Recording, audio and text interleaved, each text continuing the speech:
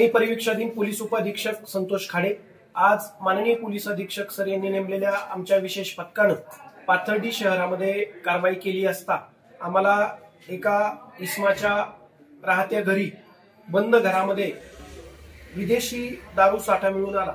त्याच्यामध्ये एकूण आम्हाला 4,62,420 रुपयाचा दारू साठा मिळून आलेला आहे, तो आम्ही जप्त केलेला आहे। इसम नामे काल्या उर्फ तौफिक निजाम शेख राहणार जुने पंचायत समिती रोड पाथर्डी, तसेच आरोपी नंबर 2 अल्ताफ रशीद शेख वय 22 राहणार इंदिरानगर पाथर्डी या 2 आरोपींना ताब्यात घेत आम्ही विदेशी दारू साठा जप्त केलेला आहे।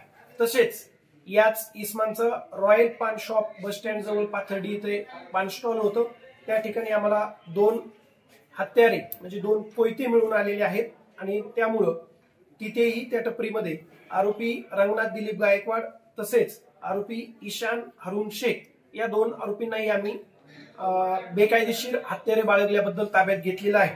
तसंच तिसरा एक गुन्हा दाखल झालेला आहे की जो हा तौफिक निजाम शेख आहे याच्या राहत्या घरी एक मावा बनवणारी मशीन तसेच तयार मावा मिळून आलेला आहे।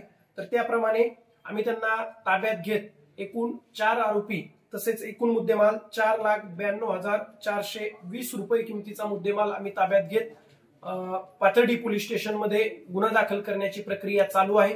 तसेच मागील एका गुन्ह्यामध्ये दाखल असलेल्या माव्याच्या कारवाईमध्ये दाखल असलेला एक फरार आरोपी सुनील नाथा शिंदे यालाही आमच्या पथकानं आज ताब्यात घेतलेला आहे।